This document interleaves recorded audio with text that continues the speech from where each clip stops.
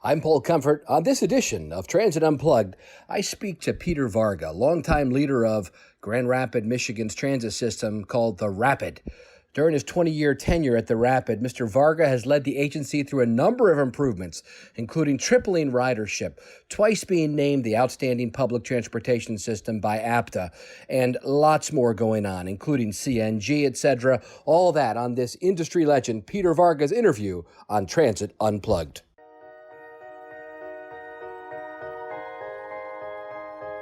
What does it mean to be a successful public transit agency? What are you doing to lead the way?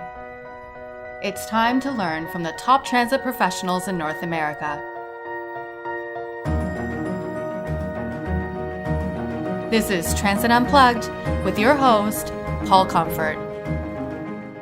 Hi, this is Paul Comfort, your host of Transit Unplugged. And today we're at the APTA Legislative Conference in Washington, D.C., and my guest is one of our transit industry leaders, the former chairman of APTA and the CEO of the Rapid in Grand Rapids, Michigan. It's Peter Varga, CEO. Peter, great to have you with us today. Nice to be here, Paul. So Peter's one of the rare breeds in our industry that's been at his position for over 20 years.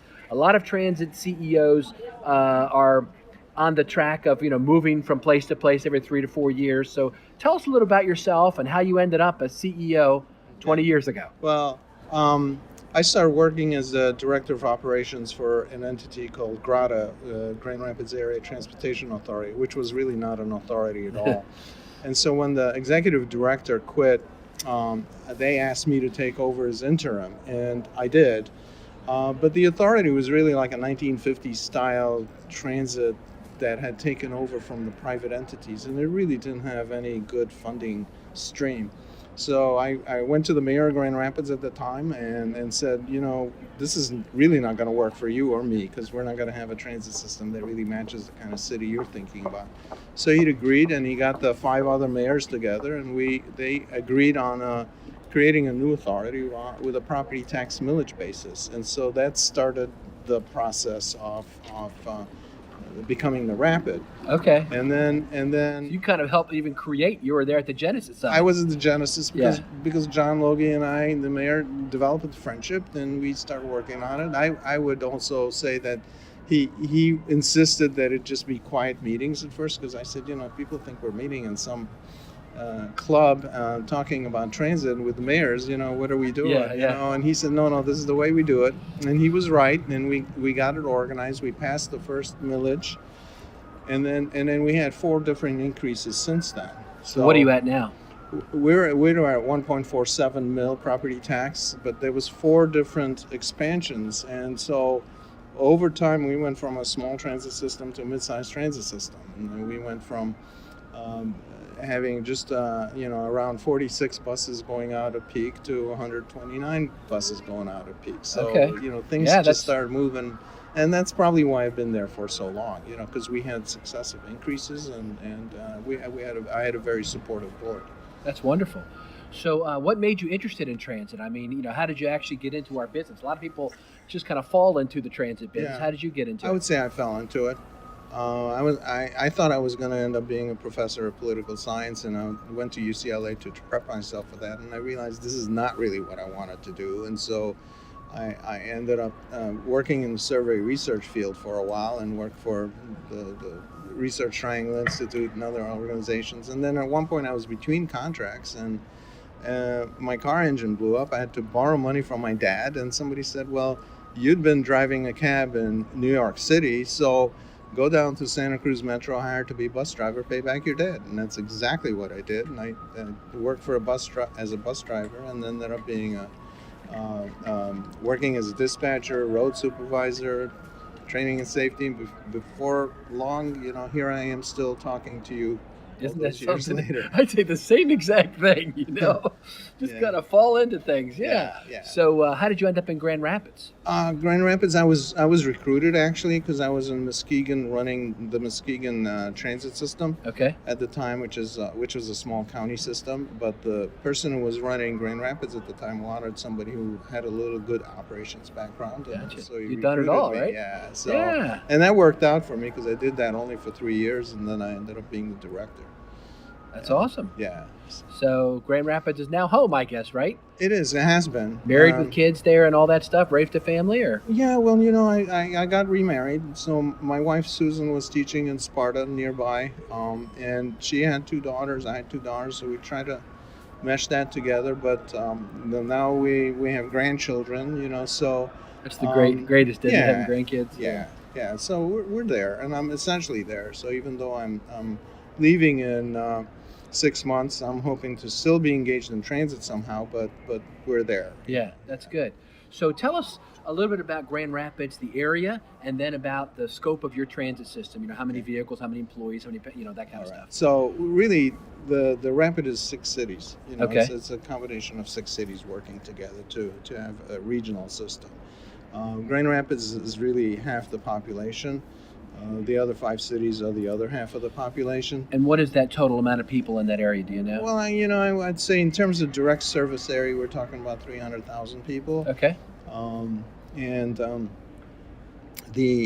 The board itself that I work for are appointees from those 6 cities. Okay. So Grand Rapids has 5 appointments, and all the 5 other cities have 2 appointees each.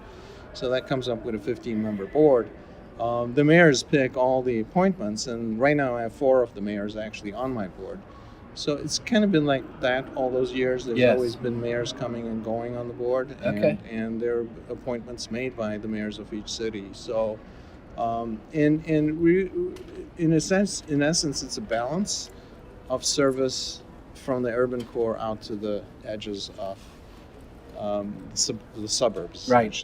Are those other 4 or 5 cities, are they considered suburban cities to Grand Rapids? Well, or are they? Some are kind of more like cities, but others are really more like suburbs. Okay. So it's a mix. It's a mix of thought. And so one of the things we did when we created the Rapid is we created what people are talking about now, last mile, first mile service. Right. We had one that connected anybody in the service area to the route system. Okay, that's great. Using a special vehicle. I think we did TNC work before there was TNCs. That's something. But that was to guarantee so that when the mayor said we're going out from it, there was nobody who's going to be excluded from service. Yes. That's good. Yeah. So tell us about the service itself. Like, what do you have? How many buses? How many employees? That kind of a thing. Okay. Well, we have actually have 150 buses as part of our line haul service. We have another about 50 buses doing paratransit work, and we operate for the city of Grand Rapids a dash shuttle program, a downtown area shuttle program that they're buying the Gillig buses, and then we operate it for them. Okay. As a downtown shuttle service. So that's really what our base of operations is. And so, and then MV Transportation is doing all of our paratransit work. So I used to work for them. That's a separate contract. Right? Okay. So that's not us, that's them, but it's under our rubric. Do they own the vehicles or do you own them? We own the vehicles, actually. We maintain the inspection on them. And fuel? Who provides that? And it's under all contract with MV. Okay. So they provide the fuel. Those vehicles are actually propane. Oh, nice. Yeah, and then our vehicles are transitioning from diesel to CNG. So within I would say within 10 years, it's going to be 100% CNG fleet. I wanted to ask you about that. Tell us about the decision-making process. So many people are looking at alternate fuels now or electrification. How did you end up with CNG as your choice? We did a lot of investigation as electric versus CNG. Certainly diesel we didn't like because of the price of diesel fluctuated, and there were some years in which it went just outside, the realm of being able to maintain a good budget. Yeah. So we did a long-term investigation of electric versus CNG, and we had to make a decision. It was getting to the point where we had to. And electric had its issues for us, right? Because we have long routes, and and then we have how are we going to electrify the vehicles at peak, and what is the cost of that? Yeah. And so we ended up deciding CNG was probably what we're going to do. With the mindset that maybe 10 years from now there's gonna be another shift where we're going, now electric makes sense. And the reason why electric can make sense, if you get the right pricing, right? If you can afford it, then actually you have better maintenance programs because you're not running buses that have a lot of moving parts, right? Yes. Yeah. So. That's But that good. was a big debate. We did a whole deep dive into it. Yeah. Is Michigan are they a supplier state of CNG? They are. Yeah, Yes. okay. Yeah, that Yeah. helps too. I was down in Fort Worth recently with Paul Ballard, Yeah. and they have like the biggest CNG fleet in America, I think, because Yeah. Texas is really big on Right. compressed natural We gas. did have compressed natural gas. We also had a good point for fueling, where Okay. it was coming in at a high pressure point, so we could have fuel buses really very well. So Oh, that that's was great. important. That's important too. Yeah. And then we can partner with a company to actually then also sell fuel from our facility to private providers. So, Oh, nice. yeah, because they can manage it for Yeah. us. Yeah. That's good. So, how many employees do you have? What's your budget? That kind of stuff. Well, our budget is about $42 million operating, and then we also have capital. I mean, this year the capital is a lot because we're starting a BRT project, right? So that's a $72 million project. Will take 2 years. This is our second bus rapid transit. The first one, the Silver Line, is actually doing well. Ridership is increasing on that, and we're happy with that. I think because we brought that project in under budget and ahead of schedule, and it's been successful, I think it was easier to convince the Congress and the FTA that we should get an 80% full funding grant agreement on that. The FY 2017 budget, we got that in the appropriations, and they just released the grant to us a month ago. So wonderful. We're cranking up on that. So Yeah. this will be the second BRT in Michigan, and we're very pleased with that. I would say overall, we got about anywhere from, depending upon the service levels, anywhere from 370 to 400 employees. Okay. But with this new BRT, what we're doing, we're substituting our current route service with 40-foot buses to 60-foot articulated buses at a higher frequency. Okay. So this will mean better service in that corridor and anticipated ridership. We're carrying already 2 million trips in that corridor because they're university students that are going from one part of a campus to another part of the campus. And now we made sure it's connected to what we call the medical mile, is where all the hospitals and the teaching institutions are, the nurses with the doctors. And so I think it's helping connect mostly Grand Valley State University students to their different kind of areas. And that partnership is really good because the university is going to pay for the local operating cost of that that's service good. Yeah. after state operating assistance. That's how the contract is written. So we know how much we're getting from the state, and then they match the rest so that it's 100% funded. That's great. with Now, when that. you got your $72 million from the feds, did you need like on-site lobbying assistance here with consultants in DC, or how did that work? We used to in the past. That was especially when you had earmarks. Right now, Yeah. we have an attorney we work with in DC, but it's not for lobbying work. It's really for legal work in I terms got of you. resolving these things. I think a lot of the stuff was done based on personal relationships and coming in and have meetings with folks. I always tell people you should go meet with everybody, and you Yeah. should find out how you can access the funds and what do you do. So we would do a lot of that. And with all the years that I spent in transit, I had relationships with FTA administrators and would know the staff, and so the part for us that was hard was that there was less and less 80% funding for these projects, right? And so and we really needed that because we have secured the state match. So we put a big push on saying, well, we have all the state match, and we need this in one full year so we can move, and it needs to be 80%. The only thing they took off was the FTA 5307 formula when we did for design. So they took that piece out, 2 million out, and that's your contribution. Okay. And the rest of it was an 80-20 That's grant. wonderful.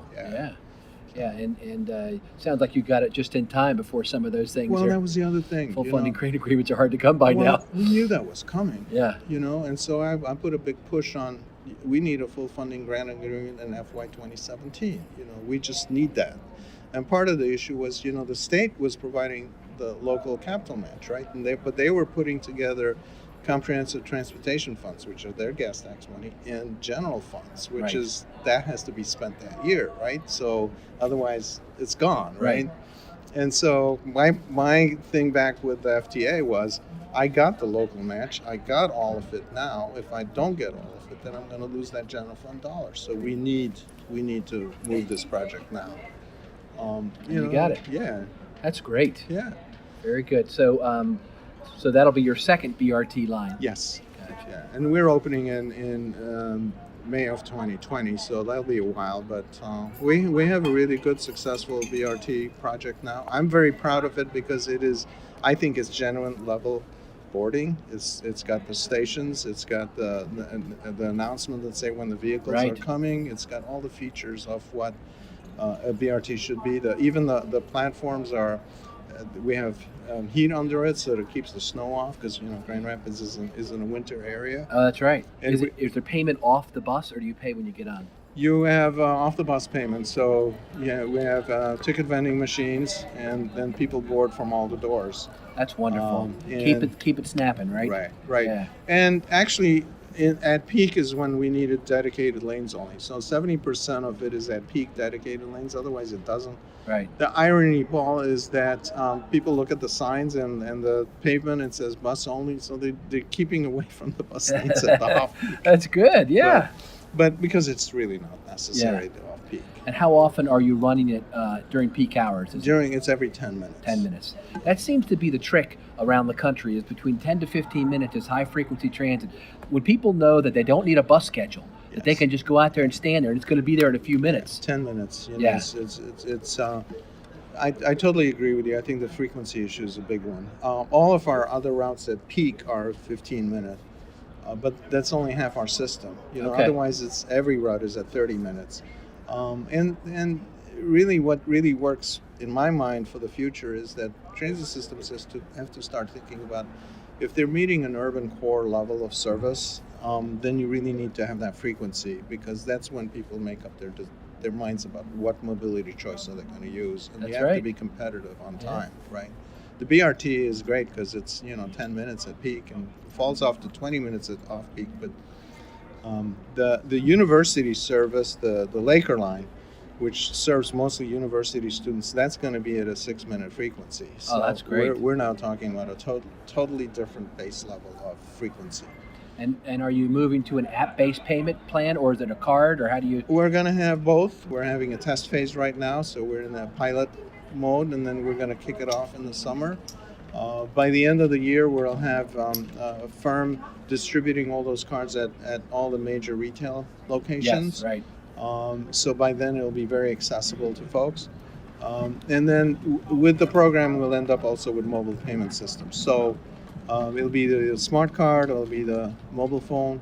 And then we have an arrangement with Spectrum Hospitals, a major hospital, where their employees all ride for free on transit using their barcode system that fits Okay. with our smart card And process. then do they pay you based on ridership? And they pay us based on ridership, yeah. That's great. Yeah. Interesting.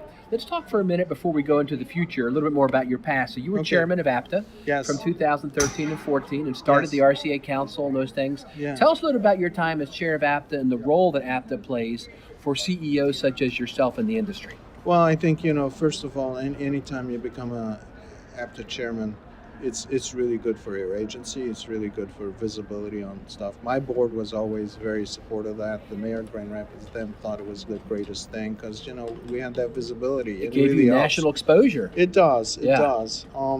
At that time, APTA was going through some issues with finances mostly and trying to make sure they worked. So I looked at that, and there were like 5 different parts of APTA that was looking at finances. So I decided they needed a finance committee to be able to do that. And then you pull the audit in as part of that, so you didn't have a separate audit committee.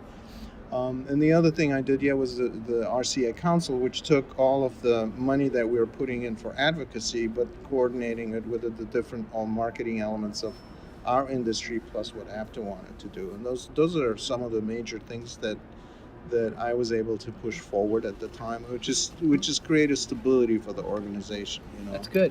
When you were chair, about what percentage of your time would you say you spent on APTA matters versus running your own agency? Well, I think that was a little more than usual, to be honest, especially because of the year it was. that year I had to also go to the Canadian Urban Transit Association conference in Canada, and we ran jointly a practicum on finances at the time. So there was some of that, but largely because I attend most of the APTA meetings anyway. I was a transit board member for years. And I was on the executive committee twice, so I was engaged. As an executive committee member, I was already engaged. So the thinking for me at the time was, well, maybe I should run for treasurer APTA, but people were pushing me to be vice chair so I could be chair of APTA, and decided, well, this is a good time to do it. So we did. I would say that one can manage both. The real issue is how much time are you spending on weekends. Right. That's the big difference, because your weekends away. Those are you're contributing that as part for the industry. You're absolutely. Not being, the conferences really all are over paid. the weekends. It seems like you're not being paid for that. No. Yeah. So well that's wonderful. So we're here at an APTA event, and there's a lot of chairmen here. I was thinking about how much time Doran Barnes must have spent. He was always traveling and always doing that, and it's just a big commitment, but it's important for our industry. It depends on where you are and what year and what we're trying to accomplish. Yeah. I think Nat Ford is also doing a really good job right now. He's awesome job. He's doing an excellent job, and so he's laying up for the next reauthorization bill, but he's making sure that the committee structures are really working well, and so I feel good about that. That's good. Yeah. Let's talk about the future. So in addition to building a BRT and moving your fleet to CNG, you run this downtown service we talked about, Dash, and I understand you're looking at maybe rebranding, and what's happening there? It's a partnership between what used to be the Parking Services Department of the city that's now become Mobile GR. I was a Mobile GR commissioner, actually. And so the integration of different mobility aspects in City of Grand Rapids is really working on that under that rubric. And they buy the buses, and we operate the buses for them. The Dash buses is their route, their routes, and they decide on it. And they're now thinking about rebranding all that thing, and they have access to money to be able to do that. And I think it's a good partnership. And they are also looking at different mobility options. I mean, not only the Dash system, but other, car share, bike share, all those other things. How do those fit in? Because it's Mobile GR, so looking at different mobility options, and we're just partners with that. Okay. We always have a transit person on it. I served on it for 8 years, and now my long-range planner is serving as a commissioner on the commission. So. Well, that's a good segue to what I want to talk about next. Is what do you see as the role of all these new, kind of what Nat's been talking about, is shifting. We're not just transit, we're mobility. So that includes all these other options you talk about. Talk about that, and from the perspective of having over 20 years been a CEO of a transit system, what's next for us as an industry? I think we have to be ready for all the disruption that's going to occur, because these things are changing. Transit was really about buses. It was about buses or rail, right? It's on corridors of service and whatnot. But this whole thing about the mobility paradigm changing, it's very real. And I actually believe that the main purpose of transit is serving a high capacity corridor in an urban area. Okay, and then how you handle the rural services become complicated, because you have to have an array of services. The last mile and first mile is really many miles. It's not the last mile and first mile. Right. How does that fit in? How what they call the TNCs, how do they fit in with that? And I'm thinking, well, TNCs can't handle a high capacity corridor. You're going to have a platoon of vehicles serving the same number of people? That doesn't work. No. But you're going to have to figure out what your partnership is with those entities that are bringing in people to your service. So that's going to be one of those shifts. There's another one that's coming is, how do autonomous vehicles fit in with that? Because that's going to be another disruption that we see. To me, I really equated, like Tony Sebo was talking about, that's like when we went from horse trolleys to gas-powered it's a major paradigm buses, shift. right? So that was a major paradigm shift. I think that's going to be another major paradigm shift. But the mobility options, we sometimes forget that the young people are taking over. And they're not buying cars, and their idea of mobility is, do I have access to a bicycle? Can I walk to work? Do I have a transit pass? can Uber take me where it needs to go when those other things don't work? Right. So that paradigm means that mobility, you have to look at transit as being part of this large mobility picture. So do you have bike racks on the buses? Do you have bike stations here and there? Is your mobile payment system what they like because it's on the phone? Because that's how they do everything. So they pay for Uber on the phone. They might want to pay for transit on the phone. They might even want to pay under the same framework. You know? So, and they're going to be real soon the majority of the people who are working, right? So we have to pay attention to what is it that they're thinking about, and how do we satisfy that demand? And they keep changing it. I ran a special session when I was chair of APTA at the CEO seminar. We got young people talking to the CEOs about what the future was like, and then one of the CEOs was complaining. That was Keith Parker. He says, well, every time we do something that you like, next you want it changed. And then one of the panelists said, well, that's exactly true, Right. Because if we see an improvement, we want to see that change. And I think transit moves very slow to change. And this is going to be the part, how do we in a disruptive world adapt so that we actually succeed? That's the way I'm looking at the future. What's really going to happen here? And what's in the future for Peter Varga? I'm not sure. I know that my contract. I told my board that my contract, when it ends, I'm done after 21 years.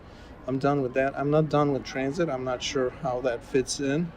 I know that my wife wants to go to Hawaii for 2 weeks, so that's the first thing. That's in the future. That's the first thing. We're going to do that because she's wanted to do that, so we're going to do that. I'm not really sure. I think it's a good time to just stop and think about where can I really provide still some value. And there's a lot of stuff about transit that I could actually contribute in different places. We're going to stay in Grand Rapids, so I'm not looking to run another transit system. Okay. I'm looking to be engaged where I could be useful. If it's not that, Paul, I'm just going to sit downstairs and I'm going to type the great American novel. There you go. I don't know. Well, I'm sure that with all your experience that you'll find the right niche for the next phase of our life. I mean, that's what life is. I was just downstairs talking with Christian Kent. You and I talked to him, and there's a page that turns every so often in our life, and we go to the next page, right? It does. Yeah. But you look forward to the future. I'm thinking this is also going to be an interesting time in my life because I can then pay attention to grandchildren. I can pay attention to myself and my wife, and at the same time I can pay attention to where else I can contribute. So. And it's nice you've got time to plan for it too. Yeah. That's great. Yeah.